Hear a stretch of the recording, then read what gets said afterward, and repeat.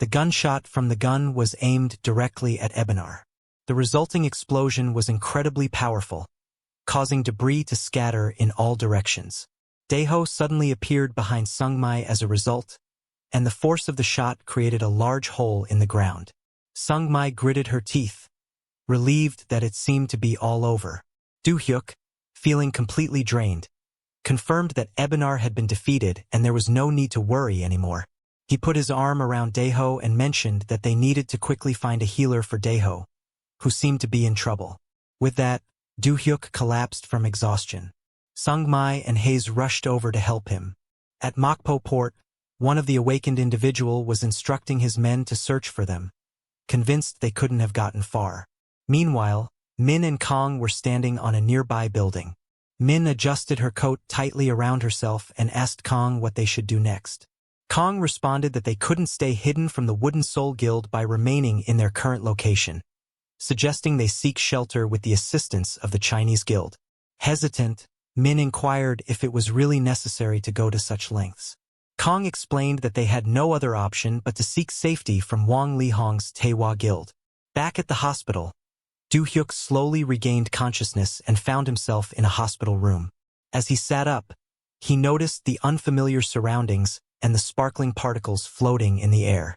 It dawned on him that he was at the Blue Castle Medical Center, which was run by the Blue Castle Enterprise. While scanning the room, he observed a person seated next to him. Sungmai, with her head resting on the bed as she slept, caught his attention. Do-hui came into the room at that moment and advised him to let Sungmai sleep, mentioning that she had been watching over him for a while now.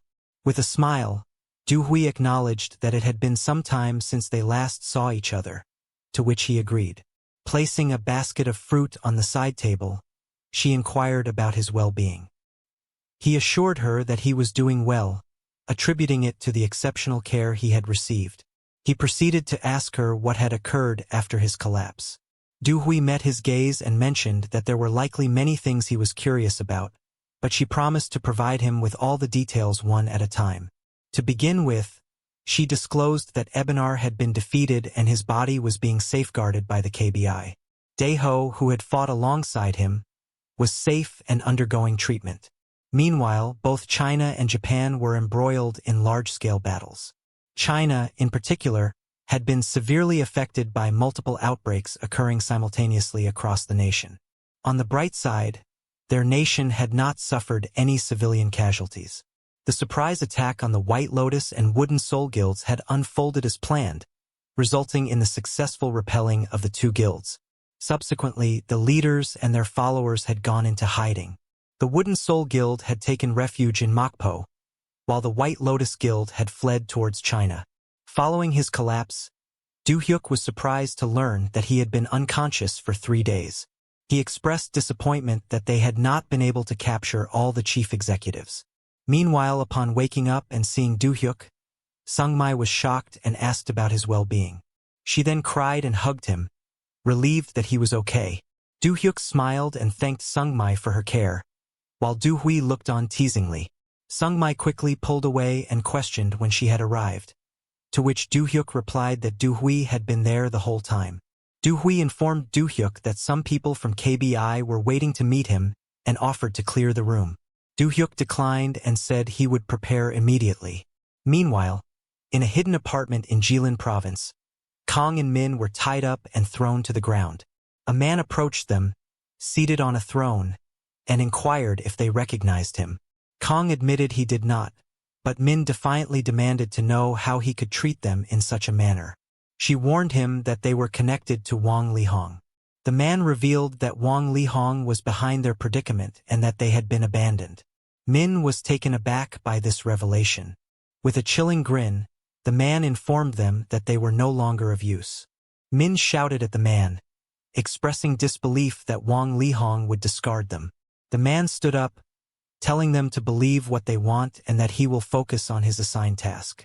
He walked towards them, sat on the ground, placed his hand on Kang's head, and released a burst of purple energy. Kong screamed in pain as the man mentioned his lack of memories about Do-hyuk. Suddenly, Kang's head exploded, causing Min to scream in horror.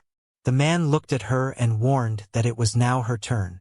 The scene switched to Do-hyuk in the hospital, where he mentioned acquiring Ebenar's blood and using it to create a legendary rank dimensional stone.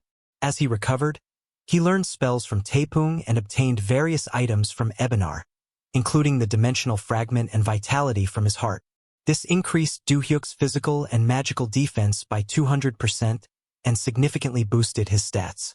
At Deus Market, two men stood on stage, with one announcing the start of the long-awaited auction for the final item of the day. The man mentioned that 5 unique weapons were being auctioned by Do-hyuk. The crowd became excited as he announced that the bidding would start at 80 billion won. Meanwhile, Do-hyuk, sitting on the side of the hall, was approached by Leong. She pointed out that he hadn't been to Deus Market in a while. Do-hyuk explained that he had acquired some items during an outbreak that he needed to sell. Leong commented that his inventory seemed to be growing larger with each passing day if he was now getting rid of 5 unique weapons. Do-hyuk mentioned that bids for unique weapons usually began at 100 billion won. He thought to himself that he had created these weapons using a book on magic circles from Sir Verhad and a transcendent rank dimensional stone from Ebenar. Leong informed him that there was someone interested in buying his items and asked if he wanted to know who it was. Do-hyuk expressed his curiosity, and she indicated a man sitting quietly in the corner of the 3rd row on the left.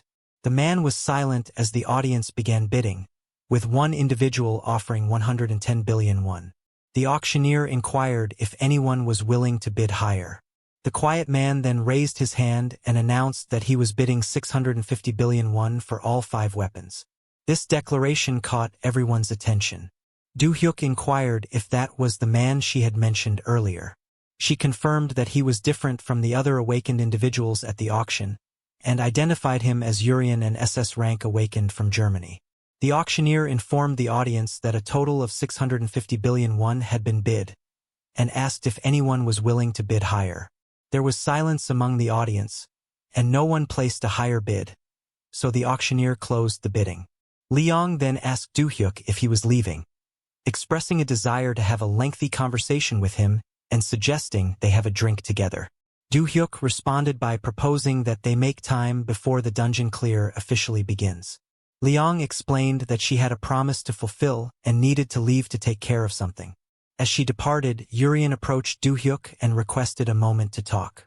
Urian inquired if Do-hyuk was aware of how the world perceived him, to which Do-hyuk responded with a smile, acknowledging that as a perspective awakened. Do-hyuk mentioned that he had gained some fame due to the scroll as well. Urian then changed his expression and revealed that he had come to Korea to issue a warning to Do-hyuk as an exclusive member of the WBI. Urian took out a phone and inquired if Do-hyuk recognized the person on the screen.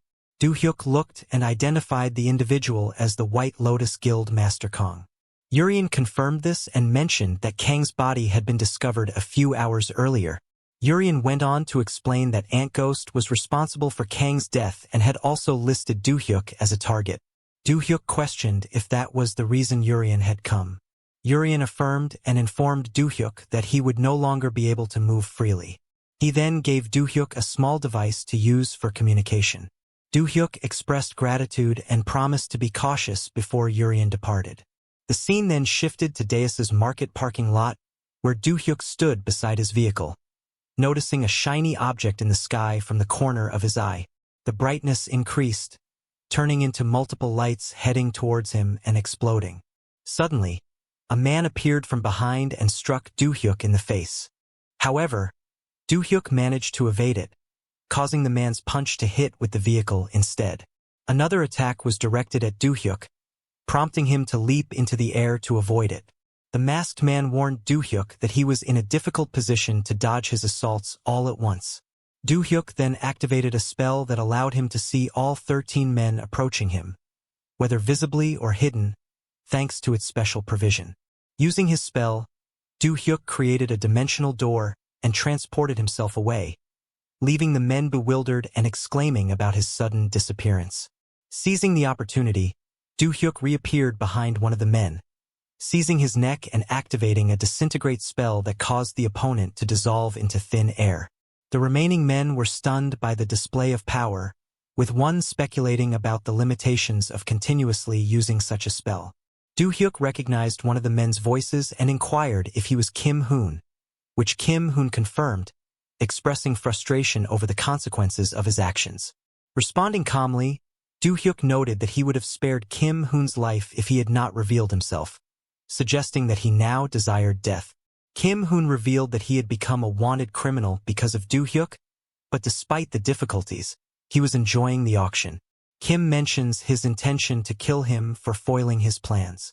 Drawing his sword, he ordered his followers to attack, and they all rushed towards Do-hyuk. In response, Do-hyuk shouted that the blame lies with him for attempting to betray them during the global outbreak. As they advanced, Do-hyuk shot a fire arrow at them, and then cast a spell to create multiple illusions of himself. Kim gritted his teeth, believing that the smoke was preventing them from seeing Do-hyuk. Meanwhile, Do-hyuk utilized his infrared vision spell to detect hidden adversaries and skillfully targeted them. Kim recognized that Do-hyuk had identified the positions of the hidden attackers. He instructed his companion to guard them, as Do-hyuk was aware of their whereabouts. Observing the erratic movements of the men, Do-hyuk employed a spell to immobilize everyone within a 5-meter radius for 20 seconds. Although the nearby individuals were paralyzed, they warned the hidden assailants of Do-hyuk's approach. Do-hyuk swiftly dispatched them with his fiery hand, before casting a spell to erect a blazing barrier around the area. Just then, 2 men leaped at him from behind, but he utilized a shield to evade their attacks.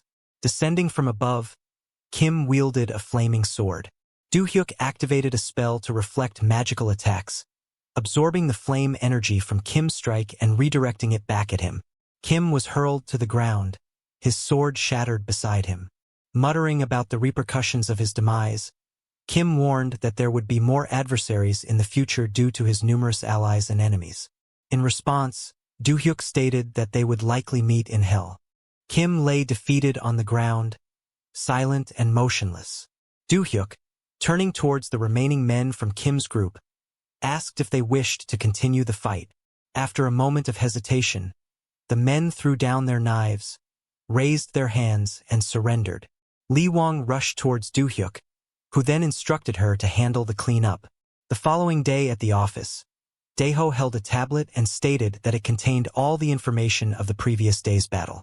Sung-mai inquired about Kim and his followers, to which Daeho confirmed their demise and the arrest of the 2 who had surrendered. He reviewed CCTV footage showing Kim's failed attempt to harm Do-hyuk, even though Kim was an A-rank awakened individual. Sung-mai noted that Do-hyuk had managed to reverse Kim's sword slash. Daeho agreed, and Sung-mai tells him not to reveal too much about Do-hyuk's spells.